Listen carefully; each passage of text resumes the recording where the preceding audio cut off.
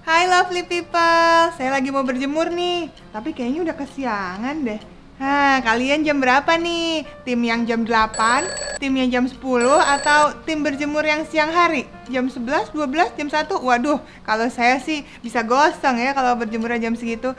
Nah, untuk menjawab kebutuhan soal berjemur ini, karena sampai sekarang ternyata di era pandemi seperti ini banyak banget nih yang masih memperdebatkan soal berjemur. Nah, kalau saya sih berjemur lihat-lihat situasi ya, karena rumah kan juga beda-beda lokasi kita semua. Nah, ada salah satu cara yang mudah nih untuk ngelihat kita sebenarnya berjemurnya sebaiknya kapan ya.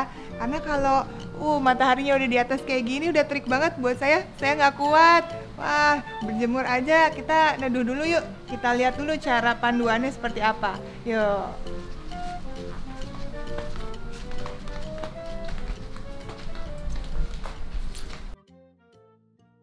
Jadi lovely people, memang banyak sekali perdebatan di antara masyarakat berangkat dari banyak dokter dan saintis yang mengemukakan pendapat mereka masing-masing mengenai berjemur ini. Memang sih semuanya ada basic science-nya dan mereka memang berasumsi dan mengeluarkan opini bahwa yang terbaik adanya di jam sekian. Well, nggak ada yang salah, tapi ada satu hal yang harus kita perhatikan bahwa ternyata kalau kita mau berjemur, ada beberapa faktor yang harus diperhatikan. Karena lokasi itu akan sangat mempengaruhi efek yang akan timbul pada saat kita mau berjemur. Nah, sebelumnya saya mau ingetin nih, kalian nih berjemur tujuannya buat apa? Karena sebenarnya berjemur kalau tujuannya pengen sehat, menghasilkan vitamin D karena terkena sinar ultraviolet yang masuk ke kulit, nah itu baru benar.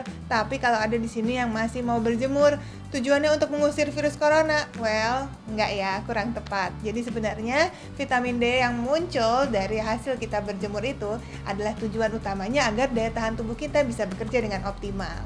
Oke, sekarang saya mau ngebahas tentang lokasi. Nah, di mana aja sih sebenarnya yang harus kita perhatikan untuk berjemur? Pastinya ada beberapa hal. Nah, faktor lokasi juga sangat dipengaruhi oleh tinggi rendahnya suatu daerah. Tentu yang dari pegunungan sama yang ada di pantai akan sangat berbeda nih kadar UV-nya kalau berjemur di satu waktu yang sama. Nah, terus setelah dari faktor lokasi ya, tadi ada bujur lintang, ada tinggi rendahnya daerah atau ketinggian, juga dipengaruhi oleh waktu. Nah, tentunya pagi, siang, sore, malam pasti akan beda dong waktu berjemurnya. Dan yang pasti kalau mau berjemur ya harus ada matahari, jadi nggak boleh di malam hari. Terus faktor selanjutnya adalah musim atau cuaca. Jadi pada saat musim atau cuacanya itu, kalau misalnya kita lihat di Indonesia kan cuma ada 2 musim paling ya, musim hujan, musim kemarau gitu atau panas ya. Tapi kalau di luar negeri yang 4 musim, wah itu akan sangat berbeda tuh. Kalau musim salju, nanti di musim panas kadar UV-nya juga pasti akan beda-beda. Terus ada lagi faktor yang keempat adalah dipengaruhi oleh polusi udara. Nah, itulah sebabnya mungkin dari Sabang sampai Merauke nggak bisa nih dipaksain, oke, harus berjemurnya jam 10 ya misalnya. Karena apa? Karena ya itu tadi banyak faktor yang mempengaruhi. Yang paling gampang, paling simple, dan sekarang udah era modern ya, ada yang membantu kita nih untuk melihat kadar UV yang seharusnya kita dapatkan pada saat berjemur itu berapa sih jumlahnya. Nah, besarnya tuh bisa kita lihat dari apa nih? Aplikasi yang ada di ponsel kita. Pasti semua punya dong handphone yang lagi nonton nih. Tinggal dibuka aja di aplikasi weather. Mungkin buat semuanya yang pengguna handphone kayak saya, tinggal buka aja ke weathernya di sini. Terus nanti akan ada di bagian yang paling bawah ada yang namanya UV index. Mungkin ini nggak pernah terperhatikan ya sama kita ya. Tapi UV index ini ternyata bisa jadi panduan supaya kita tenang pada saat berjemur itu aman atau enggak. Apa sih fungsinya UV index? Nah, kalau misalnya nih untuk semuanya yang nggak punya aplikasi weather di handphonenya, bisa download di Play Store atau App Store-nya, oke? Nah, saya nggak jualan ya by the way.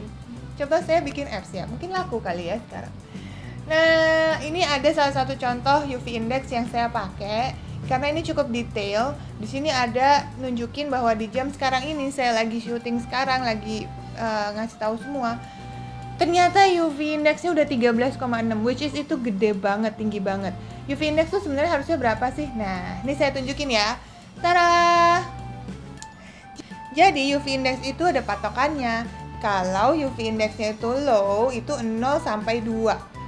Sedangkan ada 3 sampai 5 itu sudah masuk moderat, 6 sampai 7 sudah termasuk tinggi, 8 sampai 10 itu sangat tinggi, dan lebih dari 11 itu ekstrim. Kebayang nggak sih tadi saya ngecek ini sudah 13,6. Wah, ini sudah ekstrim banget UV-nya. Jadi kalau saya dipaksa, wah harus jam segini nih berjemurnya. Wah, di rumah saya udah ekstrim, udah sangat berbahaya karena bisa apa? Meningkatkan resiko kanker kulit. Tuh, serem banget kan? Makanya, jadi daripada kita repot-repot, kita tim-timan, mendingan kita manfaatin aja deh aplikasi yang kekinian kayak gini. Sebelum kita berjemur, kita buka aja apps-nya, terus kita lihat UV index-nya berapa nih. Nah, jadi buat semuanya sekarang bisa dimanfaatin ya. Dan saya mau kasih tahu, emang kalau beda-beda UV index-nya apa sih yang harus dilakukan? Well, beda juga nih hasilnya. Jadi, kalau misalnya kita mau berjemur sebenarnya nggak perlu terlalu lama. Dan pastikan menggunakan proteksi. Jadi kalau misalnya kita hanya sekitar kulitnya nih, kalau kulitnya putih kayak ya agak putih lah ya kayak saya gini, atau yang kulitnya lebih terang, itu biasanya nggak usah terlalu lama berjemurnya. Tapi untuk ya mungkin 15 menit cukup. Tapi kalau kulit yang lebih gelap ya atau lebih coklat ke sawo matang, biasanya butuh waktu yang lebih lama, mungkin ya 20-25 menit, maksimal 30 menit. Tapi tetap harus pakai proteksi. Proteksinya apa sih? Jadi kalau misalnya sinar UV-nya 0 sampai 2, itu cukup menggunakan sunblock atau sunscreen aja nih. Nah, jangan lupa dipakai, apalagi kalau mau olahraga sambil berjemur. Nah kan waktunya lebih lama, harus pakai sunblock atau sunscreen. Terus pokoknya sun protection ya. Terus buat mata, karena mata kita ini cukup rentan terhadap sinar ultraviolet, supaya mencegah munculnya katarak, pakailah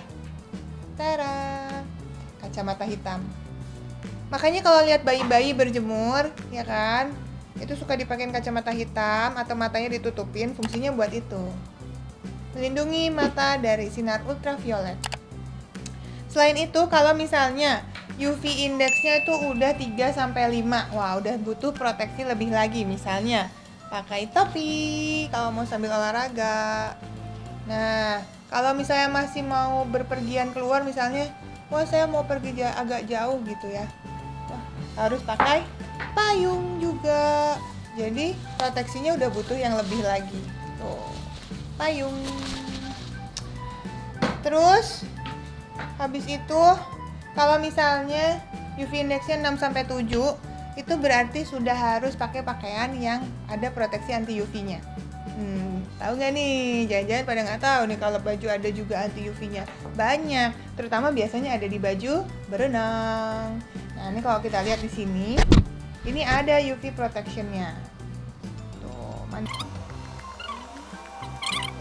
Dan biasanya bahannya ini agak tebal tapi menyerap keringat. Nah, ini bikin UV-nya nggak tembus terlalu banyak, jadi seperti lebih kuat daripada sunscreen atau sunblock gitu. Itu soal baju. Terus kalau dia sudah very high, itu sebenarnya sama ya, proteksinya sama, dan harus di reapply lagi setelah beberapa saat kalau memang mau berjemurnya dalam waktu yang lama. Nah, gimana kalau udah di atas 11 tadi? Wah, sebaiknya jangan berjemur. Jadi udah nggak direkomendasikan kalau udah ekstrim. Nah, itu berbahaya sekali. Nah, di rumah saya kebetulan di atas jam setengah 11 biasanya tuh UV indexnya udah di atas 11. Jadi kalau misalnya saya dipaksain, oke, berjemur jam 10 atau jam 11, wah, bahaya banget buat saya gitu. That's why sebenarnya berbeda-beda nih, kita harus memastikan kondisi sinar ultraviolet yang ada di rumah kita pada satu waktu tertentu itu bagaimana. Jadi nggak bisa dipaksakan semuanya harus sama di jam sekian gitu. Oke? Jadi jangan berdebat lagi ya semuanya ya, jangan berantem ya. Nah, sekarang saya mau kasih tahu tentang manfaat dari berjemur. Ya kan tentunya kita tahu untuk mendapatkan vitamin D. Untuk tadi saya udah bilang nih, mengoptimalkan kinerja sistem daya tahan tubuh kita. Tapi sebenarnya vitamin D itu manfaatnya apa aja sih? Banyak sekali. Nah, kalau kita rajin berjemur dan mendapatkan vitamin D yang cukup, maka itu bisa membantu penyerapan kalsium dan fosfor dalam tubuh kita. Which itu bagus kan buat tulang, buat tubuh kita lebih kuat. Terus bisa membantu pertumbuhan dan perkembangan tulang dan gigi kita. Terus selanjutnya bisa menjaga kesehatan otot sama menjaga suasana hati. Jadi yang suka bad mood, bosen nih pada saat pandemi, nggak tahu mau ngapain, terus jadi suasana hatinya nggak baik, ya berjemur bisa membantu supaya moodnya baik lagi dan bisa mencegah depresi. Terus selanjutnya juga bisa memelihara kesehatan jantung dan juga yang tadi supaya daya tahan tubuh kita kuat. Nah, banyak banget kan manfaatnya. Jadi buat semuanya saya anjurkan untuk berjemur, tapi hati-hati, gunakan proteksi yang tepat dan jangan terlalu lama. Usahakan berjemurnya di waktu yang tepat sesuai dengan kondisi lokasi rumah masing-masing. Dan untuk semuanya nggak perlu berjemur setiap hari kok. Yang direkomendasikan minimal 3-5 kali seminggu. Jadi ya nggak tiap hari juga nggak apa-apa. Dan usahakan berjemur pada saat kamu sempat dan manfaatkan UV index dari aplikasi yang ada di ponselmu. Dan buat semuanya yang usianya di atas 40 tahun, saya rekomendasikan bahwa berjemur tidak perlu dilakukan dalam waktu yang lama. Usahakan sebentar saja dan tidak perlu setiap hari. Kenapa? Karena biasanya penyerapan vitamin D, penyerapan sinar ultraviolet untuk menghasilkan vitamin D itu menurun setelah usia di atas 40 tahun. Jadi ya buat semuanya perhatikan lagi kondisi kesehatan masing-masing. Kalau masih ada yang mau ditanyakan, boleh konsultasi ke tenaga profesional, bisa ke tenaga medis yang ada. Ya, semoga bermanfaat ya semua lovely people. Jadi semuanya sehat-sehat terus, stay safe, fight the coronavirus. Dah.